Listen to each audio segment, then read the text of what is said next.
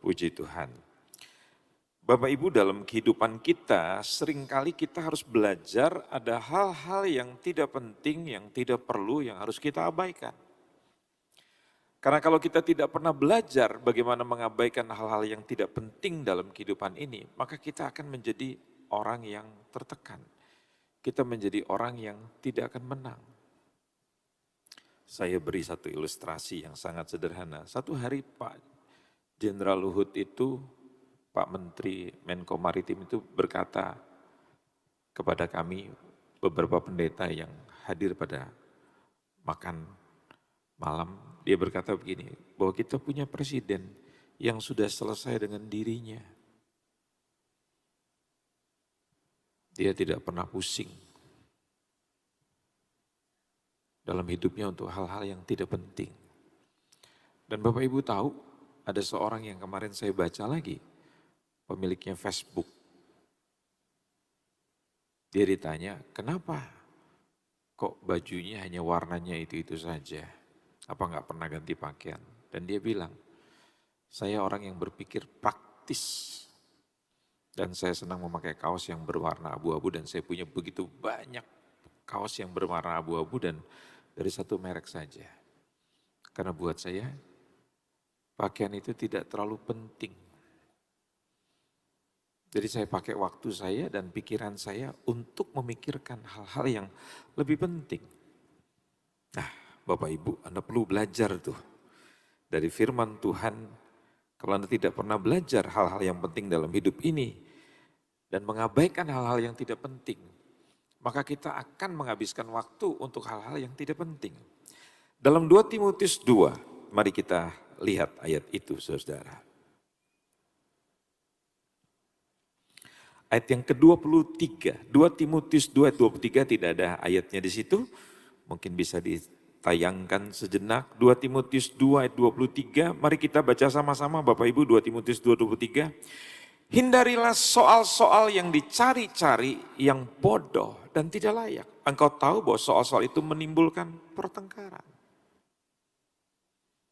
Maksudnya Paulus ngajarin kita kalau hidup itu hanya mementingkan hal-hal yang betul-betul penting. Dan yang tidak penting itu akan merusak kehidupan kita. Nah, Bapak Ibu, mengabaikan,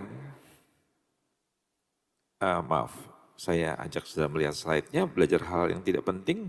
Mari lihat yang pertama. Ya, Bapak Ibu mesti belajar mengabaikan atau abaikan dengan mereka yang meremehkanmu. Seringkali kan kita jadi sakit hati gitu. Kita selalu berusaha untuk mengimpresi orang gitu loh. Ya, padahal pendapat orang tentang diri saudara itu nggak begitu penting. Dalam hidup ini selalu ada orang yang pro dan ada orang yang kontra. Nah, kalau saudara memusingkan hidup saudara dengan hal-hal yang tidak penting, dukungan orang, pujian orang. Karena dalam hidup ini ada orang yang setuju dengan Bapak Ibu, ada orang yang tidak setuju dengan Bapak Ibu. Tadi pagi dalam doa puasa saya mengatakan, Daud punya Ahitofel, penasihat yang sangat dipercaya. Tapi satu hari penasihat ini menjadi lawan. Dia punya anak yang namanya Absalom. Akhirnya Absalom melawan Daud.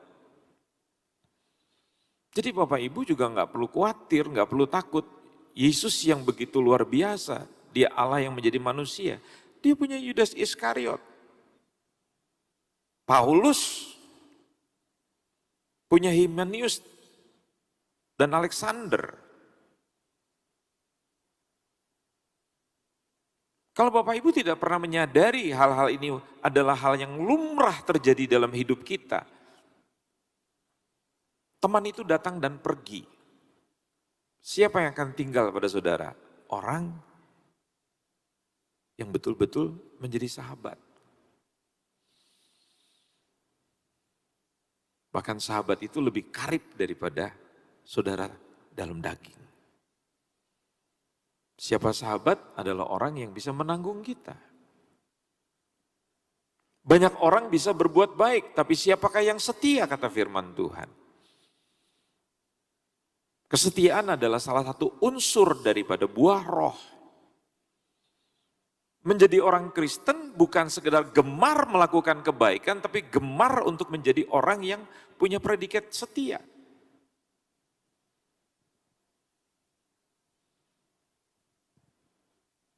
Kalau kita punya masalah, lantas kita tinggalkan keluarga kita, tinggalkan pasangan kita. Itu saya beri ilustrasi, kalau saudara punya rumah, lampunya tiba-tiba mati, atau mesin air saudara rusak. Apakah saudara lantas, saudara keluar dari rumah itu dan berkata pada anggota keluarga, ayo kita pindah rumah, kita cari rumah baru. Yang ada juga kita dandani, kita perbaiki rumah itu. Setuju gak Bapak Ibu? Kita ganti itu lampunya, kita perbaiki mesin penyedot airnya itu. Bukan kita ganti rumah. Tadi banyak orang sekarang kalau di dalam keluarga, begitu dia punya masalah, dia coba ganti pasangan. Dia coba ganti orang tua. Terus kita berpikir bahwa kita bisa putus hubungan dengan keluarga kita. Itu kan cuma hanya di koran saja, tapi kan secara hukum, secara kenyataan tidak mungkin saudara bisa putus hubungan dari darah daging saudara atau dari orang tua saudara. Ya. Jadi bagaimana caranya kita menghadapi? Bungkam mulut mereka dengan prestasi bukan emosi. Tatkala orang tidak setuju dengan saudara, tatkala orang itu menghina saudara, bukan saudara balas dengan emosi. Tuhan bilang balaslah perbuatan jahat dengan perbuatan baik. Saya mengatakan beberapa waktu yang lalu dengan seseorang, tatkala dia dizolimi, dia dilakukan yang tidak baik, dia menjadi marah, menjadi dendam. Saya bilang pada ibu ini, ibu mesti balas. Wah, dia dengan emosi. Saya akan membalas dia, Pak. Jadi Pak Andreas setuju? Setuju. Tapi firman Tuhan bilang balasnya bukan dengan kualitas yang seperti orang itu. Kenapa orang itu menzolimi ibu? Kenapa orang itu melakukan yang jahat pada ibu? Karena memang derajat hidupnya seperti begitu. Dan jangan turunkan derajat kita sama seperti orang itu.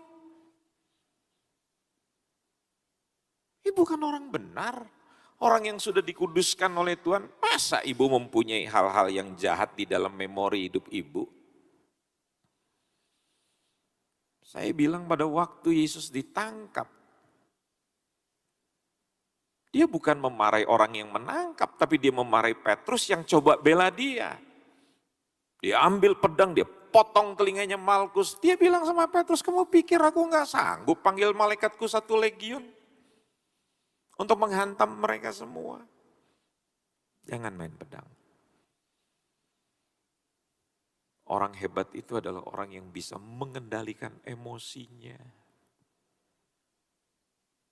Hati boleh panas, tapi kepala tetap dingin. Setuju gak? Ya.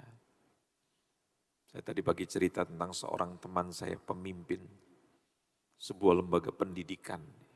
Boarding school, jadi semua muridnya itu tinggal di dalam tempat itu. Dan itu bikin masalah, namanya mereka remaja lagi bertumbuh, berantem apa segala macam. Tapi tidak serta-merta teman saya menghadapi itu dengan emosi. Kalau emosinya sedang memuncak, yang dia lakukan apa? Dia masuk ke kamarnya, dia berendam di dalam bak, bukan batap, bak yang dia buat. Dan itu air dari pegunungan, jadi sangat dingin dan dia biarkan itu berminggu-minggu, berbulan-bulan, jadi airnya dingin sekali. Dia berendam. Dan begitu dia selesai berendam, dia tidur. Dia biarkan emosinya betul-betul turun Bapak Ibu. Dan besok pagi tatkala emosinya sudah turun, kepalanya di depan, nalarnya di depan, emosinya di belakang. Dia tidak izinkan emosinya di depan. Dia bukan seorang dokter psikologi. Tapi dia tahu kalau dia bertindak dengan emosi, maka semua akan rusak.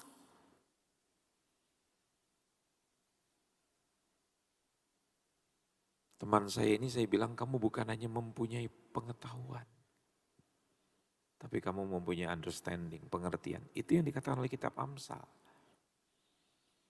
Saudara perlu punya pengetahuan, belajar firman, baca firman tiap hari. Kalau saudara mendengar nasihat-nasihat yang positif, oke itu baik, itu cuma suplemen.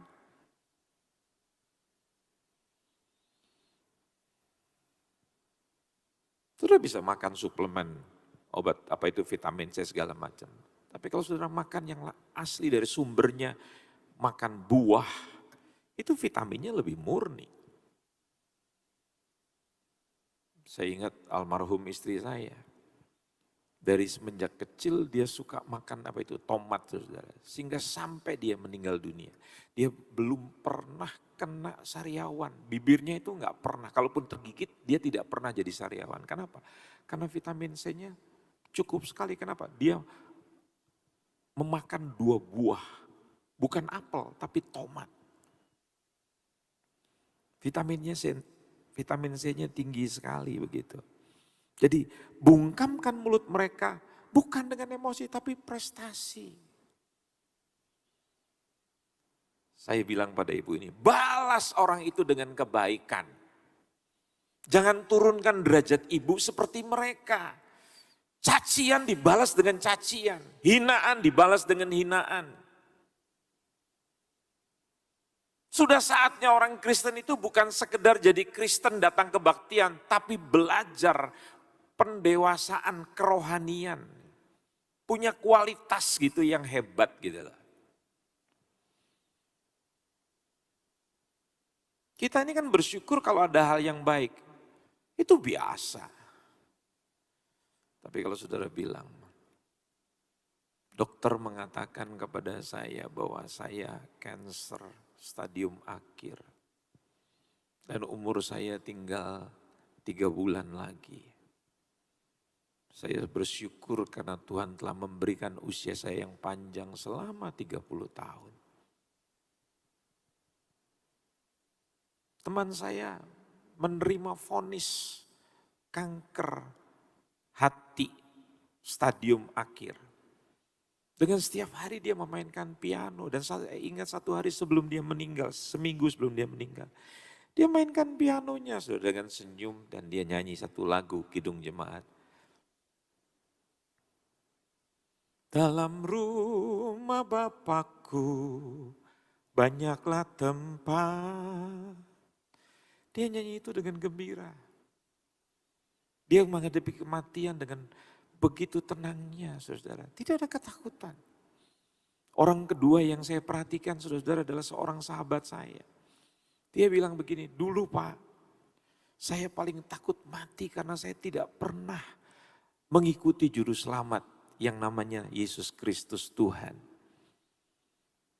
Tapi setelah saya mengenal dia dan menerima dia, saya punya kanker Pak.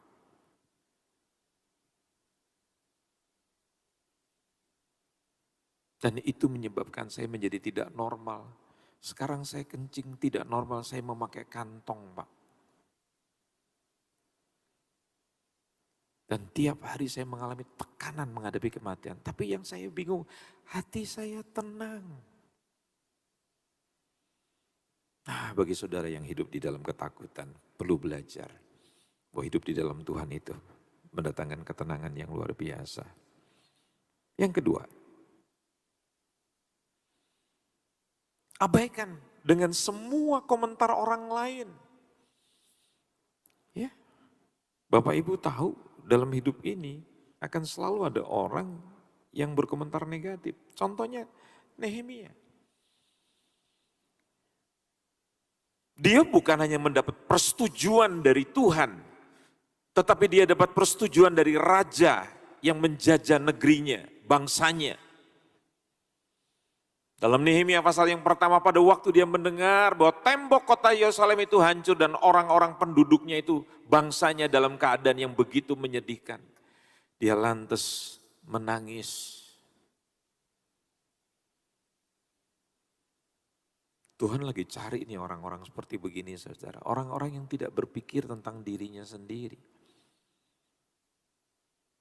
Ada orang bertanya pada saya, kenapa orang seperti Pak Jokowi, dulu Pak Ahok, atau Ibu Risma di Surabaya ini. Orang yang idenya begitu banyak. Saya mau beritahu Bapak Ibu. Amsal itu berkata begini, orang yang berpikir untuk orang banyak. Orang yang hidupnya memakmurkan orang banyak. Itu dia akan dipenuhi dengan pikiran-pikirannya Tuhan. Ide-ide yang luar biasa. Kalau saudara hidup hanya memikirkan diri saudara, saya sakit, saya terluka, saya benci. Saudara tahu, Anda akan dibawa dalam sebuah ruang lingkup yang sangat sempit. Pikiranmu hanya terus di dalam kotak yang kecil. Tuhan tidak akan bawa Anda ke orang-orang yang begitu banyak. Pada waktu kemarin saya di Semarang, ada seorang bawahan dari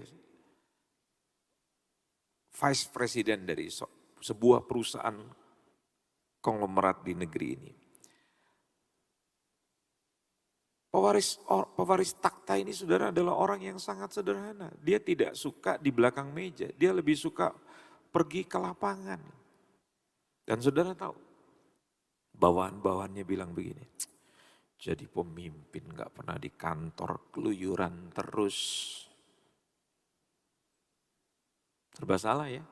Nanti kalau pemimpinnya itu aktif di kantor, pemimpin gak pernah turun ke bawah, gak pernah lihat rakyatnya. Kalau saudara pusingin pendapat-pendapat orang, komentar-komentar orang, saya pastikan saudara akan stres. Coba lihat, Nehemia dalam pasal yang kedua, dia sudah dapat persetujuan dari rajanya pada waktu itu untuk dia memperbaiki tembok kotanya. Bahkan dia dilengkapi dengan surat sakti untuk meminta bantuan-bantuan untuk memperbaiki tembok kotanya. Tapi saudara lihat di dalam Nehemia pasal yang kedua, walaupun dia mendapat dukungan yang luar biasa, ayat 19. Anda lihat ketika Sanbalat orang Horon dan Tobia orang Amon, pelayan itu dan Geshem orang Arab mendengar itu, mereka mengolok-olokkan dan menghina kami. Kata mereka, apa yang kamu lakukan itu? Apa kamu mau berontak terhadap raja? Artinya apa saudara? Tidak semua orang setuju dengan hidup saudara. Nah kalau saudara selalu ingin mendapatkan persetujuan dari orang padahal saudara sudah dapat dari Tuhan, ya saudara tidak akan bisa maju. Kalau Anda yakin bahwa itu adalah datang daripada Tuhan, lakukan. Di dalam kehidupan Kristen, suara terbanyak itu bukan suara Tuhan. Paham gereja kita itu bukan demos kratos. Saya nggak bicara tentang sistem negara ya. Tapi dalam kehidupan kita nggak perlu mendapat persetujuan dari banyak orang. Kalau saudara tahu bahwa itu datang daripada Tuhan, itu kebenaran, lakukan. Kamu bodoh, kata teman-teman perempuan Anda. Masa kamu sudah diselingkuhin, kamu sudah gini, kamu mesti ngampunin suami kamu. Kalau jadi saya tinggalin suami seperti begitu. Saya akan cari yang lain, saya tukar tambah. Nah itu kan nasihat yang tidak benar.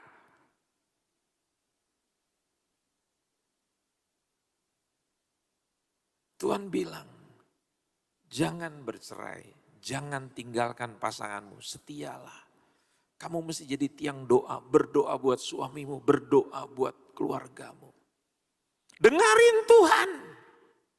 Jangan dengerin nasihat-nasihat yang banyak, walaupun itu suara terbanyak. Amin. Melangkah terus tanpa gentar. Yang ketiga, abaikan jika kamu dipandang berbeda. Itu tandanya kamu unik dan istimewa. Positifnya kamu berhasil jadi pusat perhatian bukan? Bayangin ada orang yang setiap hari mempergunjingkan dirimu, bicara tentang dirimu.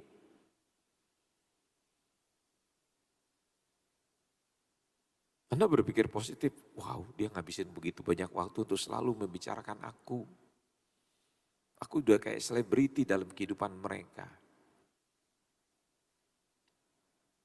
Saudara nggak perlu pusing dalam hidup saudara. Maksud saya dalam hidup ini. Atau dalam hidup mereka. Saudara bukan peran utama. Peran utamanya siapa? Diri mereka. Dalam hidup saudara peran utamanya adalah diri saudara. Coba kita buat potret bersama, foto bersama. Begitu di-updruk, begitu dicetak, begitu dikirim. Kita kan lihat wajah kita yang paling pertama. Kita nggak akan peduli melihat wajah orang. Ngapain kita mikirin wajah orang? Semua orang berpikir tentang dirinya sendiri. Kalau sampai ada orang yang selalu membicarakan diri saudara, waduh, saudara itu istimewa.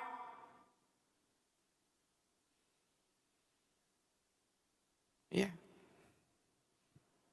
Jadi abaikan, jika kamu dipandang berbeda, itu tandanya kamu unik dan istimewa.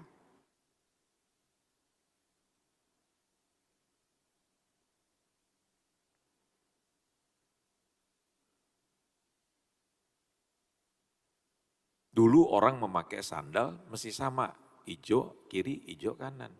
Tapi coba lihat Anda ke Bali. Di situ ada seniman yang bikin sandal, satu merah, kanannya hijau.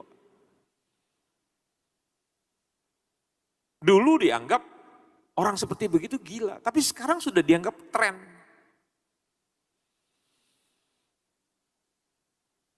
Orang hebat itu saudara-saudara tetap tenang di tengah pergunjingan orang. Ya.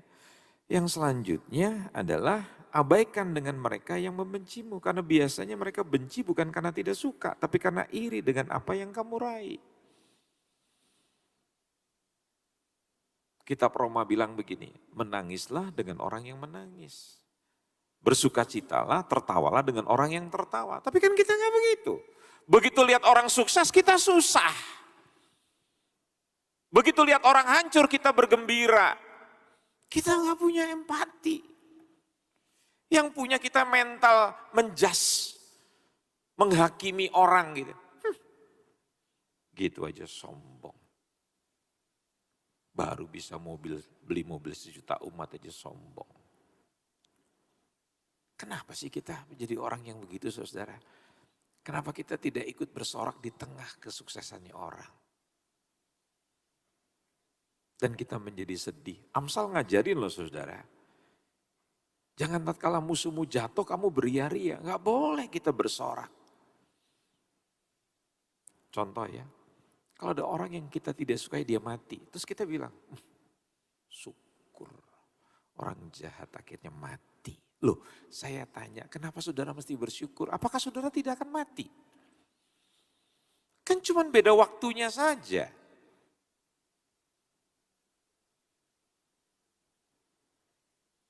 Jangan saudara mengatakan bahwa orang yang umurnya pendek itu hidupnya tidak benar. Loh Yesus di dalam dunia cuma 33 tahun loh Bapak Ibu. Ada banyak orang-orang yang baik yang dikatakan oleh Raja Daud dalam Mazmurnya. Kenapa orang benar itu umurnya lebih pendek sedangkan orang fasik itu umurnya lebih panjang. Jangan ikut dalam barisan pencemooh. Tuhan gak mau loh saudara. Kita menjadi orang yang hidup seperti begini. Hidup di dalam alam kebencian. Ya.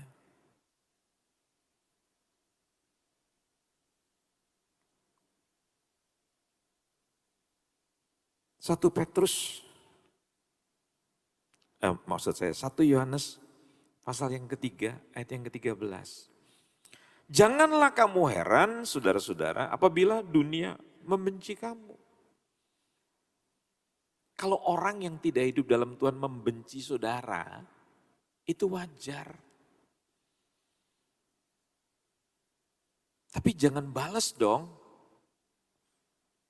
Anda diajar oleh Tuhan berlaku ramah, berdamai dengan orang.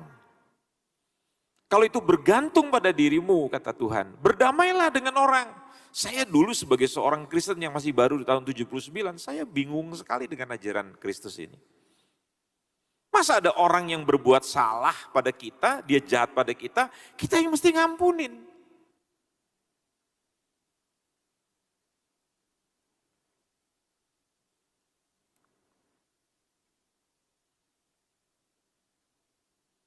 Kalau saudara bisa mengampuni orang yang bersalah kepada saudara, itu baru orang benar, itu baru orang Kristen sejati. Kalau saudara sakit hati dengan orang yang menyakiti saudara, ya wajar. Saya baik pada orang yang baik pada saya. Bahkan bisa lebih baik, itu wajar. Dunia bisa lakukan tanpa Kristus bisa lakukan. Tapi kalau Anda jadi anak Tuhan, Anda bisa mengampuni orang yang menjelekkan saudara. Wow, itu luar biasa. Tatkala mereka melihat perbuatan baikmu, maka satu hari mereka akan memuliakan, mereka akan datang kepada Tuhan. Dalam 1 Petrus dikatakan begini, kalau Anda dibenci karena Anda melakukan kesalahan, melakukan kejahatan, wajar dunia membenci kita. Tapi kalau kita melakukan kebenaran, kita dianiaya, kita tidak disukai. Ada teman saya yang tidak mau diajak untuk sama-sama dengan yang lainnya melakukan perbuatan yang tidak benar. Dia dikucilkan, enggak apa-apa. Dia dikucilkan untuk sebuah kebenaran yang dia pegang. Untuk apa? Menipu. Oh, dia tidak mau. Dia strict sekali.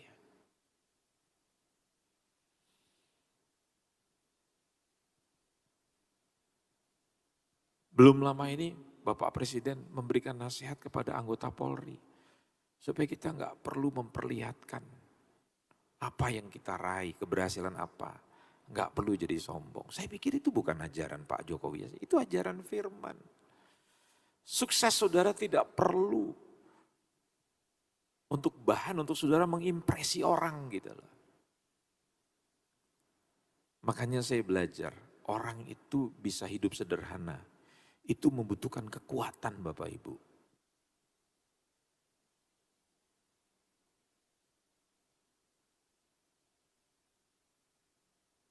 Salah seorang konglomerat yang terkenal di negeri ini, dia bisa makan berdua sama supirnya tanpa merasa terhina. Tidak perlu dikawal oleh banyak orang. Karena dia tidak pernah show off, dia tidak pernah pamer. Jadi hidupnya aman. Ini loh karakter-karakter seperti begini yang harus kita kembangkan. Karena biasanya mereka benci bukan karena tidak suka kepada saya dan kepada saudara, tapi karena iri dengan apa yang kamu raih. Contoh tadi kan, Anda baru beli mobil, orang bilang, baru beli mobilnya sombong. Dia iri karena saudara bisa beli mobil baru. Baru naik gaji aja, baru naik jabatan ya sombong. Apa yang dia iri? Jabatan baru kita. Belajarlah tersenyum pada waktu orang menghina saudara. Enggak perlu membalas yang jahat dengan yang jahat. Tapi perlu dibalas. Balasnya apa? Dengan kebenaran, dengan kebaikan. Itu hal-hal yang perlu Anda abaikan. Tetapi saya ingin membuat catatan. Catatannya begini. Tapi kalau dipikir-pikir, apakah semua omongan mereka itu negatif semua? Jangan-jangan ada hal yang perlu dipertimbangkan. Karena siapa tahu itulah kekurangan kita. Jadi tidak semua Anda perlu abaikan. Anda nggak boleh bersikap semuanya itu diabaikan. Perhatikan, jangan-jangan yang mereka bicarakan itu ada kebenarannya.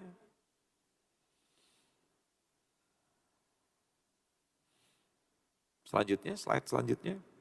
Kita harus cerdas memilah mana yang bentuknya kritikan dan mana yang bentuknya hinaan. Kalau hinaan itu tujuannya membuat saudara jatuh. Tapi kalau kritikan, orang tua mengkritik saya, sahabat mengkritik saya. Saya ingat satu kali saya berada di sebuah negara yang dinginnya itu luar biasa. 1-2 derajat Celcius. Saudara tahu saya pakai baju yang tipis. Orang-orang tua itu mengatakan, gak bagus kamu pakai pakaian yang tipis. Nanti kamu bisa TBC, nanti kamu bisa punya masalah dengan paru-paru. Saya nggak bisa bilang ini, orang-orang nggak suka dengan saya. Orang-orang iri dengan saya karena badan saya kuat. Nah, yuk kita baca satu ayat Bapak Ibu. Di dalam Amsal 19 ayat 20 dikatakan begini. Dengarkanlah nasihat dan terimalah didikan supaya engkau menjadi bijak di masa depan. Anda tidak paham bahwa orang tua itu punya pengalaman. Jangan sampai karena kita punya pendidikan yang lebih tinggi dari orang tua kita. Kita kan cuma terbatas pada pengetahuan, kita baru punya pengetahuan, tapi kan kita belum mengalami. Saya suka mengatakan di dunia ini ada jenderal lapangan, ada jenderal buku. Dia cuma pinter karena punya pengetahuan, sering baca buku. Tapi beda dengan seorang jenderal yang sudah berpengalaman di lapangan perang menghadapi musuh. Kalau saudara cerdas, saudara pintar hanya karena saudara baca buku. Kita suka teriak yel-yel, aku pemenang. Katakan 1, 2, 3, aku pemenang. Lebih keras lagi, dengan iman, aku pemenang. Itu kan tidak serta-merta membuat saudara menjadi pemenang. Kapan saudara menjadi pemenang? Pada waktu saudara belajar seperti Daud. Belajar apa? Menghadapi beruang, menghadapi singa. Musuh terbesar dalam hidup Daud yang membuat dia dipromosikan, itu bukan Goliat, belum. Tatkala dia menghadapi kejaran rajanya yang cemburu sama dia. Itu sekolah yang harus dia hadapi di padang gurun. Dia harus bersembunyi di goa, itu sekolah kehidupan. Dan Bapak Ibu tahu, 2 kali dia menghadapi. Maksudnya dia memperoleh kesempatan untuk membunuh rajanya. Tapi dia bilang apa? Orang yang pernah diurapi oleh Tuhan, tanganku tidak akan pernah menyentuh dia. Wow. Dia sangat hormat pada otoritas. Jangan karena Anda pinter, Anda menghina orang tua Anda, pemimpin-pemimpin Anda yang sekolahnya tidak tinggi seperti kita.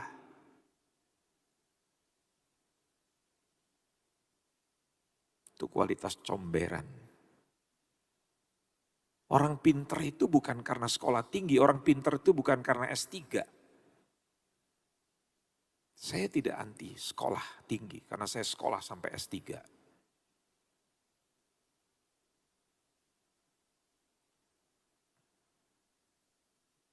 Orang pinter itu karena akhlak, karena budi pekerti.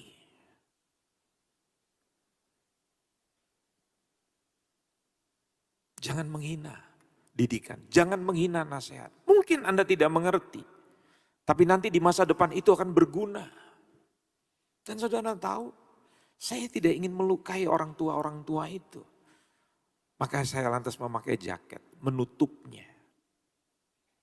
Walaupun bagi saya tidak nyaman, tapi satu hari, berapa tahun kemudian, pada saat usia saya mulai di atas 50 tahun, saya boleh bisa merasakan, oh iya ya. Nasihat dulu orang tua itu berguna bagi hidup saya.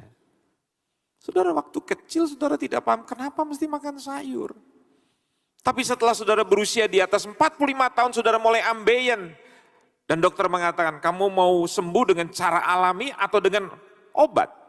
Kalau dengan cara alami kamu mesti makan setiap hari sayur 1 panci. Kita gak suka sayur. Tapi setelah kita sakit kita baru mengerti. Karena berubah itu punya 2 cara. Yang pertama melalui ketaatan, kesadaran sendiri untuk mengikuti aturan dalam hidup. Taat pada firman. Yang kedua melalui penderitaan. Karena saudara tidak taat dengan kesadaran sendiri. Akhirnya saudara sakit. Dan karena penderitaan itu saudara berubah. Teman saya di Jawa Tengah, kolesterolnya tinggi sekali. Dan saya rasakan apa yang membuat kamu berubah. Waduh Pak. Leherku itu seperti ada 2 tombak. Sakitnya luar biasa, nggak bisa menoleh segala macam. Zaman itu belum ada gadget. Kalau sekarang kita sering sakit karena kita sering main gadget. Tapi dia mengatakan karena dia punya kolesterol. Dia mengabaikan nasihat-nasihat kesehatan. Sampai dia merasakan sakit yang luar biasa, dia tidak bisa menggerakkan lehernya. Dan waktu dicek kolesterolnya tinggi sekali. Dan saudara tahu semenjak itu dia berubah. Jadi perubahan bisa terjadi setelah kita menderita, betul nggak? Makanya Daud mengatakan, tertekan itu, tertindis itu, tertindih itu maksud saya. Baik bagiku kata Mazmur 119 ayat 71. Supaya aku boleh belajar kebenaran-kebenaranmu yang ajaib. Jadi jangan semua orang yang mengkritik saudara itu dianggap semuanya negatif. Coba perhatikan, jangan-jangan ada yang benar. Yang terakhir, mengabaikan memang penting. Tetapi tidak ada salahnya memikirkan ucapan orang lain. Karena siapa tahu kritikan mereka adalah yang buat kamu berkembang. Kita mesti terima kasih loh saudara, ada orang-orang yang mau memikirkan kita. Mungkin dengan cara yang terbalik, tapi perhatikan. Karena kita tidak bisa melihat diri kita membutuhkan orang lain. Saya beri satu contoh. Kita bisa bercermin, kita bisa melihat diri kita. Tetapi ada satu bagian dalam hidup manusia yang tidak bisa dilihat. Katanya orang Jawa itu, kitoknya sendiri. Apa itu? Belakang leher itu. Enggak bisa dilihat. Itu membutuhkan orang lain. Bersyukurlah kalau ada orang-orang yang diluaskan oleh Tuhan. Saya ingin beritahu, Yesus tidak akan pernah naik di atas kayu salib tanpa Yudas Iskariot. Jadi kalau ada orang-orang yang diluaskan Tuhan dalam hidup saudara, itu tujuannya seperti kata kita Amsal, besi menajamkan besi, manusia menajamkan sesamanya.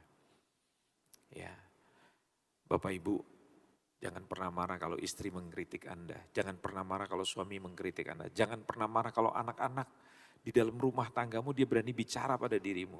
Sorry ya Pak kalau aku mau bicara tentang Papa. Orang tua yang baik itu dia bertanya pada anak-anaknya. Menurut kalian Papa gimana? Cara berpenampilan, oke sih Pak. Iya itu yang baik-baik. Apa yang kalian mau bicara tentang Papa? Ayo Papa kasih kesempatan. Itu orang hebat, itu orang tua yang hebat. Ayo dong kritik Papa, kasih masukan buat Papa. Enggak apa-apa, negatif juga enggak apa-apa. Kata Amsal, itu orang bijak. Jangan hanya mau dengar telingamu, hanya mau dengar yang manis-manis, yang baik-baik. Seorang sahabat menampar untuk kebaikan kita. Tapi seorang saudara palsu, dia mencium untuk menghancurkan kita. Pilih yang mana? Miliki sahabat-sahabat yang berani bicara dengan keras, tapi dia tetap bersama dengan Anda. Apapun yang terjadi pada Anda. Saya berdoa, kita semua semakin dewasa. Dengan bertambahnya umur, usia Anda semakin bertambah. Tapi tidak serta-merta itu membuat Anda dewasa. Karena kedewasaan itu bukan masalah usia. Kedewasaan itu adalah keputusan Anda untuk belajar. Untuk menjadi orang yang semakin luar biasa. Jangan sampai ada seorang istri berkata begini kepada saya itu senang lihat suami saya Pak Andres kalau lagi di gereja. Karena kalau lagi di gereja dia selalu senyum, bercanda. Tapi kalau di rumah Pak, dia berubah Pak.